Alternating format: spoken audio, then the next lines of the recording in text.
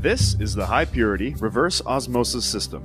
Commonly called the RO, it is a fully automated process with automatic controls and alarm system. An RO water system includes pre-filtration for particulate matter and chlorine reduction with carbon treatment. So, what is reverse osmosis?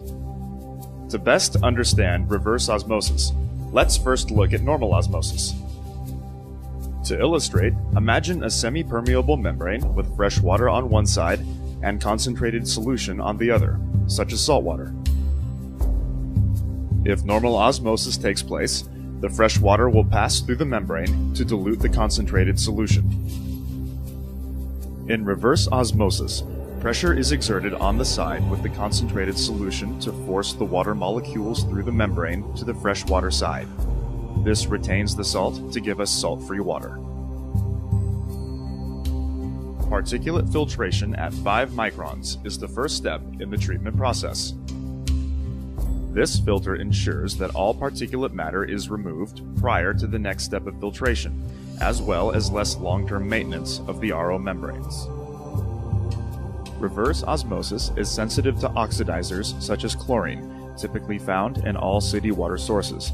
Therefore, the process and water RO water system includes granular activated carbon, commonly called GAC. The GAC is an absorbent and will reduce the levels of chlorine being sent to the RO membranes. The effluent of the carbon column passes through a higher micron capture filter to capture any carbon fines that may have been released from the vessel.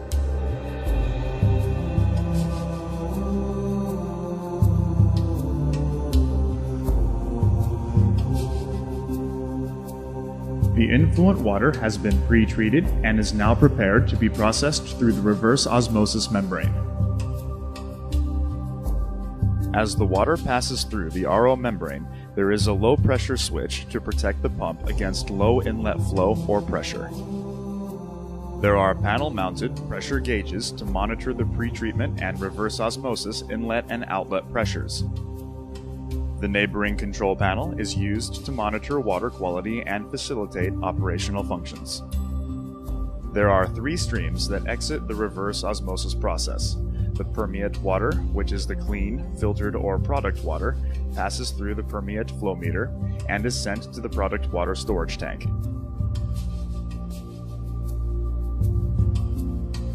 At higher salt levels, the concentrate is sent to sanitary sewer, or in some cases non-critical locations for reuse, also known as gray water recycle.